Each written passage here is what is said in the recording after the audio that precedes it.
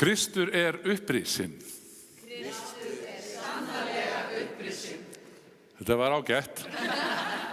Ég nefnilega verð að játa það. Ég fór ekkert oft í páskamessur sem barn og fjölskyldan frekar kirkjurækin. Svo var í guðfræðideildinni, þá ákvað ég að fara í messu og þá kemur fermingarpresturinn minn, prófesturinn Guðmundur Þorsteinsson og hann byrjar að taka hendina á mér áður en messan byrjaði. Kristur upprisinn.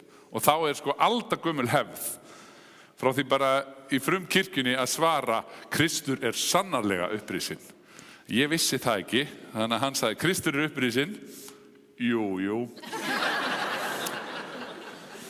Og svo sagði hann aftur Kristur upprisinn. Það ekki nóg. Þannig að ég hveti ykkur til að taka vel undir þegar ég segi þetta. Kristur upprisinn. Kristur sannarlega upprisinn. Einu sinni enn. Kristur upprisinn. Kristur sannarlega upprisinn. Og svo fallegt í hefðinni líka, þá kemur hann hefur afmáð dauðann og leitt í ljós líf og ódauðleika. En við skulum hefja þessa stund á því að signa okkur að segja í nafni Guðs Föður, Sonar og Heilags Anda. Amen. Svo förum við með upphafsbæn.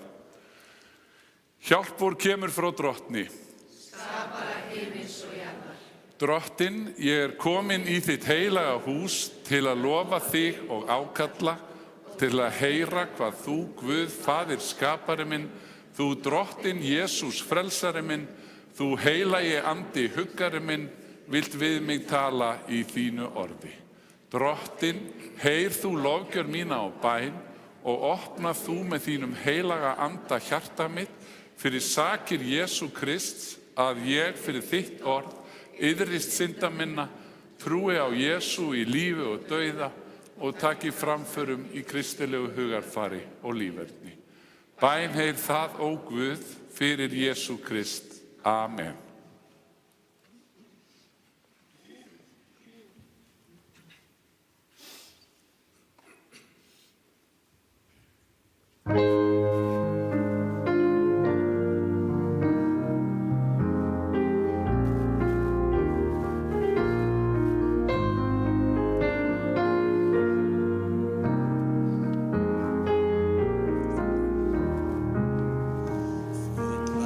Hendur af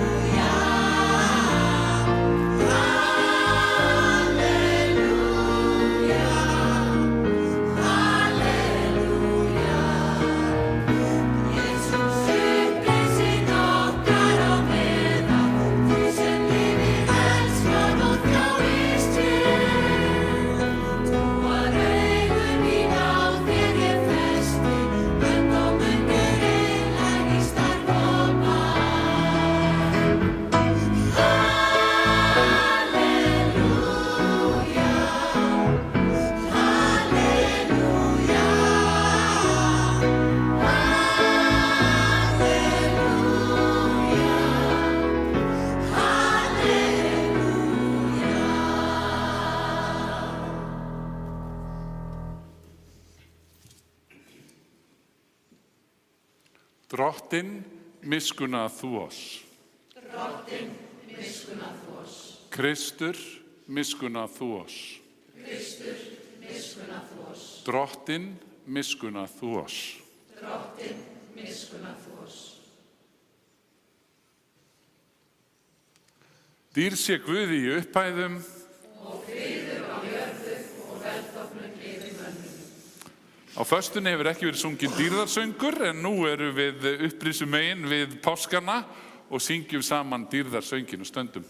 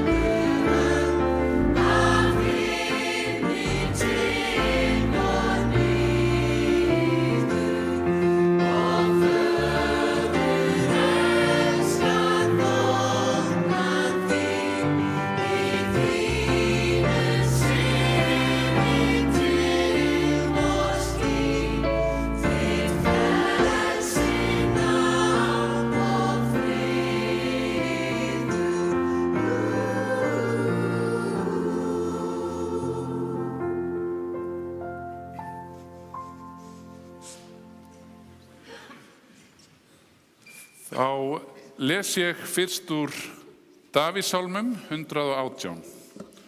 Drottinn styrkur minn og lofsöngur.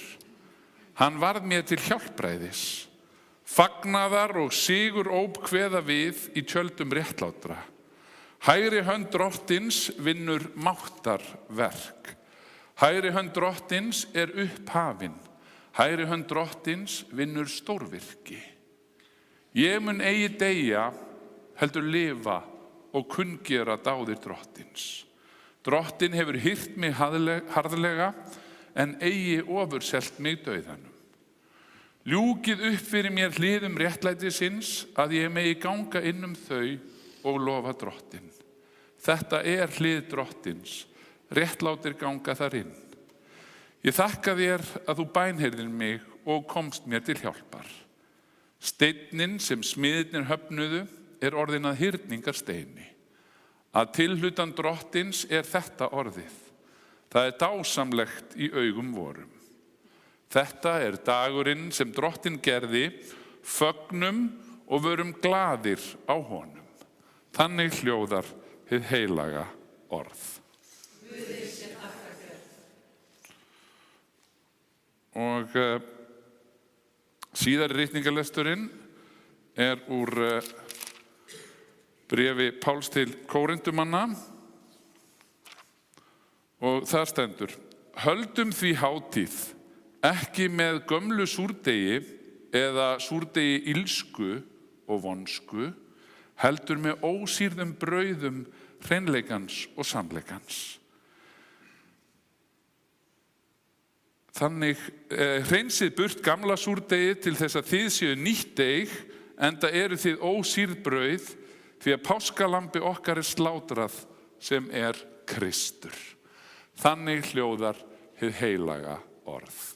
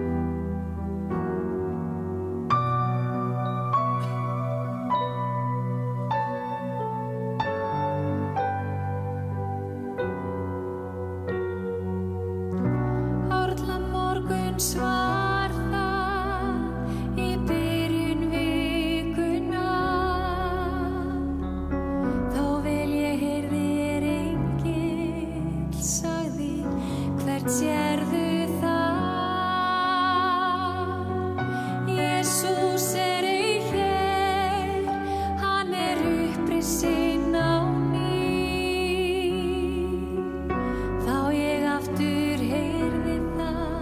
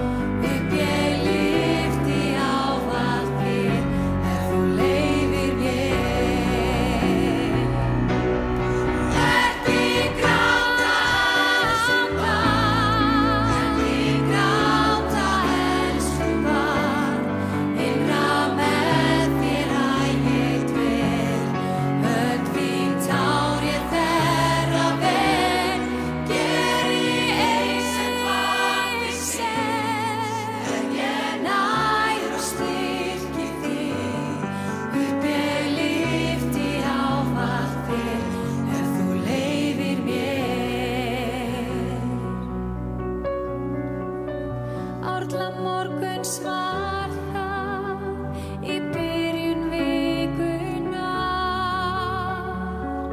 þá víst minn Drottinn sagði, leita hjá mér huggunar.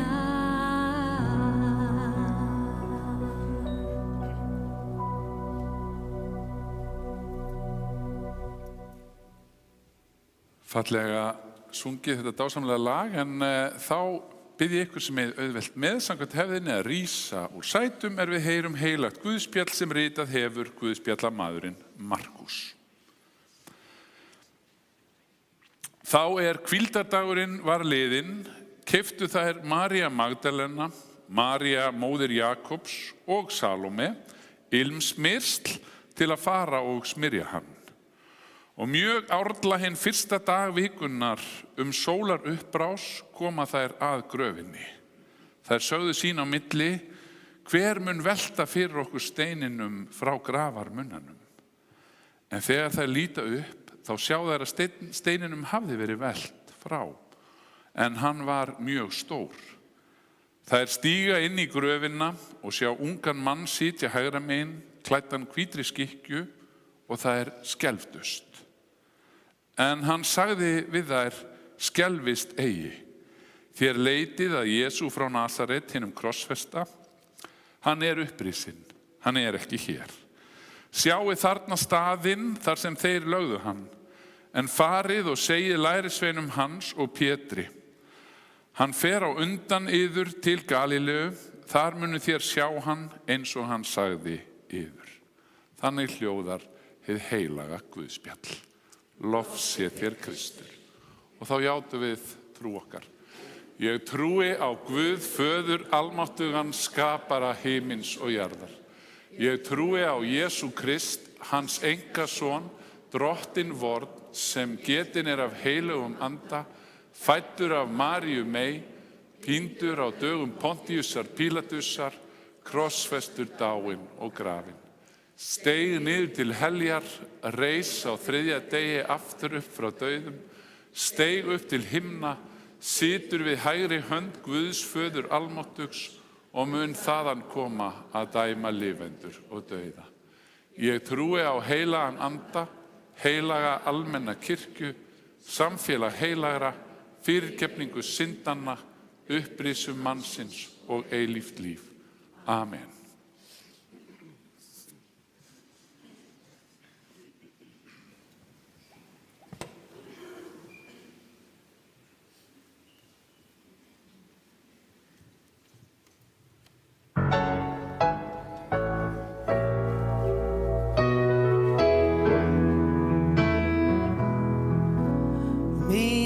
Drottinn Jesus,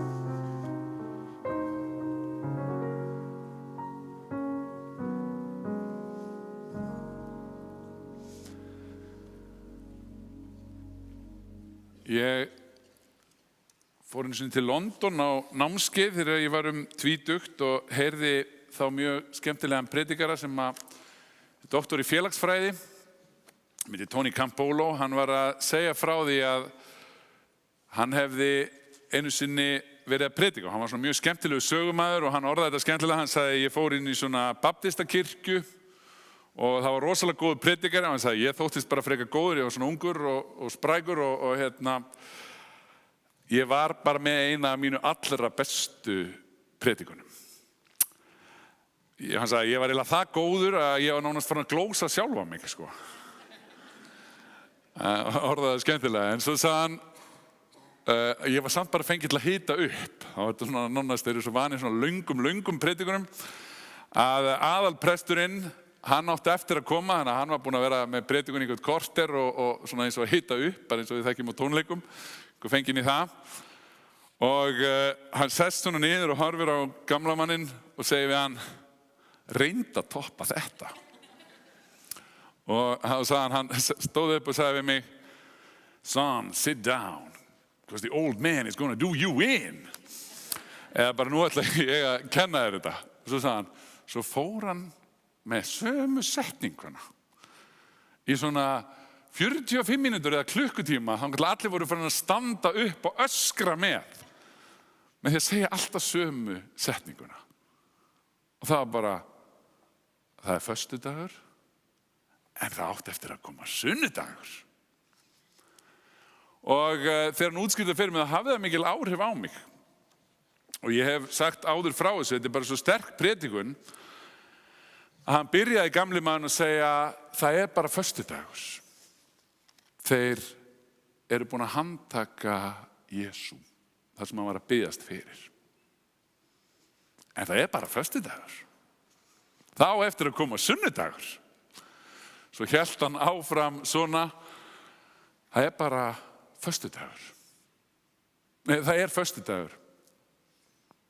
Og lærisveinarnir flýja, eru hræddir, eins og sauðir sem að engan hirði hafa, en það er bara föstudagur. Það á eftir að koma sunnudagur. Og hann hélt áfram og kom með þennan flotta boðskap aftur og aftur. Það er föstudagur og lærisveinarnir þora ekki lengur að kannast við Jesú. Pétur neitar að þekkja drottinn, en það á eftir að koma sunnudagur. Það er föstudagur, Pílatus, hann þvær hendur sínar, en það á eftir að koma sunnudagur. Það er föstudagur, Jesús er barinn, það er hæðst á honum og hann er krossfestur. Þeir kasta peningum kyrtil hans, en það er bara föstudagur. Og við náum þessu kannski ekki hérna í dag, en þegar hann sagði þetta þá kom alltaf, it's Friday. Og svo var hann búinn að fá alla kirkjuna og segja, but Sunday is coming. Og maður sá þetta fyrir, það var mjög líflegt þegar hann var að segja þetta og hann sagði bara, ég satt, og kannski er þetta mikilvægasti boðskapur sem ég hefði heyrt, sagði Tony Campolo, þessi predikari, að því að lífsýn kristinna manna stoppar ekki í erfiðleikunum og því sem við erum búin að vera að tala undanfarna viku, heldur minnir það okkur á að lífið er ringulreið, ósanngirni og oft er sakleysið krossfest. En það er ekki lokasvarið. Það er ekki endurinn. Það á eftir að koma sunnudagur. Og kirkjan er send til þess að vera sunnudagsfólkið með góðu fréttirnar sem mitt í ringulreiðinni og örvilnaninni og erfiðleikunum og sorginni fer af stað af því að það trúir því að dauðinn sé ekki lokasvarið. Að föstudagurinn þegar myrkrið fór yfir og daginn gerði myrkan, að þá átti eftir að koma sunnudagur. Þess vegna kirkjan til. Og þeir sem hafa skoðað Nýju testamentis textana, Guðspjallatextana hvað mest og benda á það að ef það hefði bara átt að vera þannig að þú ætlar að búa til eitthvað frá upphafi, reyna að segja fólki að einhver hefði upprisið, þá hefður þú sennilega aldrei farið þá leið sem að Guðspjallamenninni fóru. Af því að það hefði verið miklu vænlegri kostur að lýsa lærisveinunum sem einhverjum hetjum. Það hefði ekki verið sniðugt að fara og segja að það hefði konur komið fyrstar að gröfinni. Og þær fara eldsnemma, helst til að enginn myndi sjá þær, til þess að bera ilmsmyrsli á líkamann sem var dáinn. Konum á þessum tíma var ekki treyst og þær voru aldrei kallaði til sem vitni. En af hverju skrifuðu þeir þá þetta? Ef þetta var bara tilbúningur þar sem þeir ætluðu að reyna að sannfara allum eitthvað sem var ekki satt, þá hefði verið mjög skrítin leið að ætla að nota konur sem vitni. Því að samtíminn hafnaði þeim og það eru fólk sem ekki var kristið, samtíma höfundar sem gera grínað fyrstu lærisveinunum og frumkirkjunni fyrir það að segja að konurnar hafi séð þetta, ætlaði að taka mark á þeim. En við í kristinni trú, við fylgjum því að því að við trúum því að Guðspjallamennir hafi skrifað þetta að því að þetta var það sem gerðist. Þær fóru í þessar erfiðu aðstæður eftir að Kristur sem þær höfðu bundið svo miklar vonir við og horft á sem leiðtogann eftir að hann var tekinn af lífi og lærisveinir höfðu tvístrast og allt var komið í skrúuna, eins og einhver myndi segja. Vonin var horfin, að þá fóru þær að þeir vildu þó allavega að líkaminn myndi ilma vel. En það var búið að taka steinin frá að því Kristur var upprisinn. Og það játning svo margra síðan í gegnum 20 aldir rúmar að Jesús sé upprisinn. Kristur sé sannarlega upprisinn og í erfiðleikum lífsins að þá sé hann með okkur. Kristin trú nefnilega ekki að boða að allt verði auðvelt. Upprisussagan í rauninni bara dálítið skítug eða messy, ef ég nota það orð. Hún saga sem sýnir áfram erfiðleika. Það ekkert eitthvað hvítt lag og hótelrúm og 5-stjörnu hótel sem tók við eftir þetta. Heldur var þetta bara ennþá erfiðleikar og örvinlan, en Jesús kemur inn í það og reisir fólku upp þannig að það fær djörfung og verður hugrakt í að láta ljósið sigra, að leyfa dauðanum að eiga síðasta orðið. Og ef að konurnar hefðu ekki farið í morgunsári til að gera þetta og farið svo sagt frá lærisveinunum, við þekkjum sögurnar og eftir, þeir vildi ekki einu sinni trúi svo fyrir þeir sæju naglförin í höndunum og ef þetta hefði ekki breyst frá því að vera algjörlega hruninn flokkur í örvinlan yfir í að vera fólk sem fór og boðaði kristna trú með svo miklum krafti að mjög mörg þeirra voru tilbúin að ganga í dauðan fyrir sannfæringu sína sem urðu svo fræ fyrir því sem kirkjan varð, að þá ættum við ekki þessa djúpu von sem hefur bjargað svo mörgum. Við ættum til dæmis ekki eitt fallegasta ljóð sem hefur verið skrifað á íslenska tungu, en jafnframt eitt erfiðasta, en það ljóði sem að Hallgrímur Pétursson samdi dóttur sína, sem hann missti rúmlega 4 ára gamla og orða svo vel bæði föstudaginn en líka að það verður sunnudagur. Ég ætla að lesa nokkur ljómæli eða nokkur vers þar sem hann skrifar Steinunni dóttur sína. Sælar þær sálir eru sem hér nú skiljast við frá holdsins hryggðar veru og heimsins göldum sið hvílast í himna frið. Þar sem með sætum hljóðum syngur lof drottni góðum, lofsamlegt engla lið.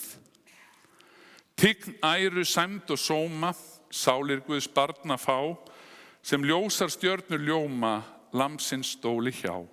Ávallt Guðs auglit sjá, með hvítum skrúða skrýddar, skarti réttlætis prýddar, sorg allri sviptar frá. Nú þér aftur goldið, ángrið sem barstu mest, þegar þitt hrjáðist holdið, hátt þú stundir og grést. Gefin gleðin best, hafin úr hryggð og móði, hreinsun með Jesú blóði, synd á þér enginn sést. Unun var augum mínum, ávallt að líta á þig, með ungdóms ástum þínum, ætíð þú gladdir mig, rétt yndis elsku lig. Auðsveip af hjarta hlýðug, í harðri sótt vel líðug, sem jafnan sýndi sig. Næm, skynsum, ljúf í lindi, lífsmeðan varstu hér, eftirlæti og yndi, ætíð ég hafði af þér. Í minni mundu mér. Því mun ég þig með tárum, þreyja af huga sárum, heim til þess héðan fer. Mín gleði sú eina, andlit þitt hugsa ég á, þú hafðir málið hreina, hér með vit alls að gá, skamt til þess líf leið frá. Breytir út hendur báðar, bauðst þig til Jesú náðar, hvaðst vilja koma þá.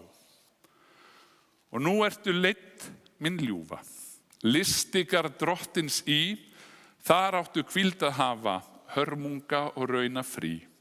Að Guð máttu nú mæla, við Guð máttu nú mæla, miklu fegri en sól, unan og eilíf sæla, þín hjá lambsins stól. Dóttir í dýrðar hendi, drottins míns sofðu vært, hann sem þér huggun sendi, hann elskar þig svo kært. Þú lifðir góðum Guði, í Guði sofnaðir þú, í eilífum andarfriði, ætíð sæl lifðu nú. Það bæði svo mikill föstudagur, en líka svo stór sunnudagur í þessu ljóði. Af því að það það sem trúin gefur okkur, haldreipi í erfiðleikum lífsins, og þá vissu að Guð alltaf með okkur. Og mér langar að enda á svo mögnuðu boðskapu úr þessari bók hérna sem að hann Grétar Halldór, sem nú prestur í Kópavogskirkju, þýddi, en Rob Bell samdi þetta og hann heitir það sem við tölum þegar við tölum Guð. En þar segir hann, hérna þetta, þetta allt á hvolfi, öfugsnúið, ekki eins og það á að vera. Og við munum komast að því að það einmitt kjarni málsins. Í þjáningu sinni á krossinum gekk Jesús í gegnum það versta sem manneska getur þurft. Og þá spurði hann, Guð minn, hví hefurðu yfirgefið mig? Það spurning, en það líka gluggi inn í alveg nýjan skilning á Guði. Það sem við lærum af Jesú, það sem við sjáum í sársauka hans, einsemd og þjáningu, að Guð þar líka. Guð í því besta og líka í því versta. Guð í nálægðinni en einnig í fjarlægðinni. Guð í valdinu en einnig í valdaleysinu. Guð þar líka. Guð í tárunum, í spurningunum, í örvæntingunni, blóðinu, harminum. Guð þar. Guð situr með okkur í öskunni þegar við steytum hnefan í átt að himni og lýsum því yfir að það sé enginn Guð. Og þetta hinn óvænti umsnýningur krossins sem snýra mörgum hugmyndum okkar Guð á hvolf og heldur því fram að Guð sé fylgjandi okkur. Að Guð sé tilbúin að taka á sig það versta sem heimurinn hefur upp að bjóða, þola það, taka það til sín og finna það allt til hins síðasta andardráttar. Við frjáls. Og svo það svo fallegt niðurlag. Þegar ég að tala Guð, þá ég að tala þann Jesú sem umfaðmar veikleika okkar og efa og reiði og allan þann sársauka og bjargarleysi sem íþyngir okkur og ber það allt fram í öllum sínum leyndardómi, framandleika og sársauka til Guðs. Síðan það okkar að treysta því að á sama hátt og dauði Jesú á krossi og upprisa færði okkur nýtt líf, þá mun okkar sársauki og ófullkomleiki einnig breytast í eitthvað nýtt. Sá friður sem okkur boðinn ekki friður án sársauka, án veikinda, fjárhagserfiðleika, skilnaða, þunglindis eða ástarsorgar. Það friður sem á rætur í því trausti að lífið sem Jesú býður okkur sé dýpra, breiðara, sterkara og endingameira en aðstæður okkar. Það friður sem grundvallast á því að burt séð frá því hverjar núverandi aðstæður okkar eru, þá hefur síðasta orðið okkur og baráttu ekki enn verið mælt fram. Það mikill leyndardómur í þessum veruleika. Gott fólk, gleymum því ekki að oft ríkir föstudagurinn, en það kemur alltaf sunnudagur. Kristur upprisinn, Kristur sannarlega upprisinn.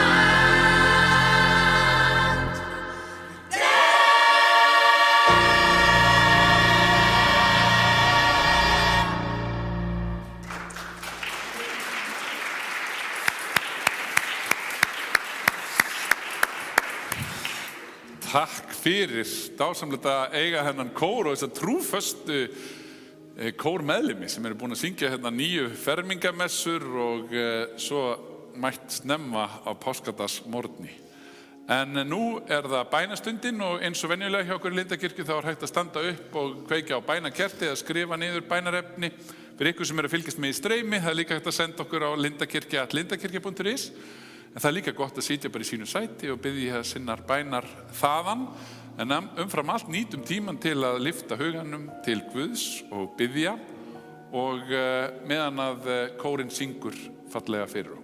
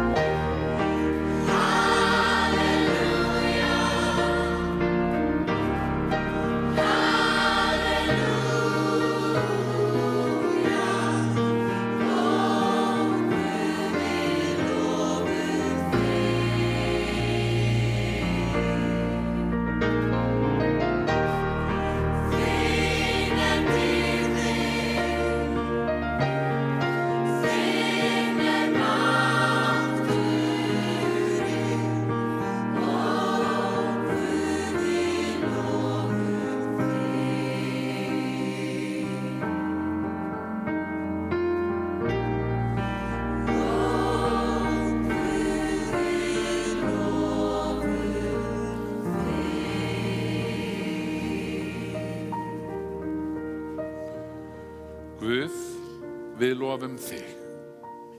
Við þökkum þér fyrir sigur páskanna. Takk fyrir að þú hefur heitið því og lofað að dauðinn á ekki lokaorðið. Lífið lifir. Og Jesús, við byggjum þig að opna augu okkar fyrir því hvar við getum staðið sunnudagsmegin, páskamegin í lífinu. Opnaðu augu okkar fyrir því hvar við getum komið með ljós þangað sem myrkur ríkir. Huggun þar sem sorgin von þar sem örvænting og vonleysi ríkir og kærleika þangað sem hatur ríkir. Jesús, við byggjum þig að hjálpa okkur að treysta því að þú hefur sigrað dauðann og þú hefur lofað að vera með okkur alla daga. Jesús, við felum þér í hljóðri bæn allt sem á hjart okkar hvílir. Þau málefni og þær manneskjur sem að við sérstaklega viljum hugsa til á þessum tímapunkti.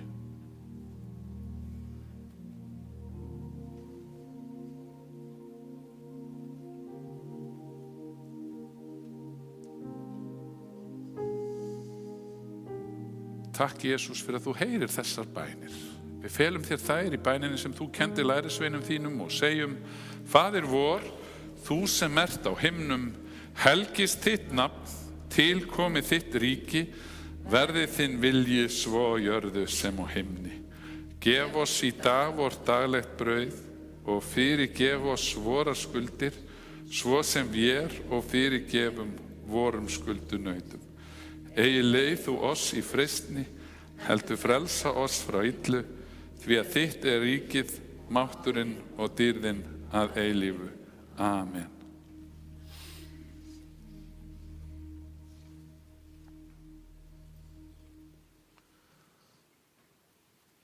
Og þá fer að koma að lokum hjá okkur hér í Lindakirkju og við erum alltaf send út með hérna drottinlegu blessun og biðja ykkur sem er auðvelt með að rísa á sætum og meðtaka hérna drottinlegu blessun. Drottin blessi þig og varðveiti þig. Drottin láti sína ásjónu lýsa yfir þig og sé þér náðugur. Drottin upplifti sínu augliti yfir þig og gefi þér sinn frið í Jesú nafni. Amen. Já, svo endum við á einu smá stuði og svo ykkur öllum boðið að þiggja veitingar hér í safnaðarsalnum. Það alltaf morgunverða hlaðborð og endilega komið og setjist í niður og nærumst saman og gott samfélag. Og þið hjálpa okkur með klappið og svona. Já. Ákveðin hefð fyrir þessu hér.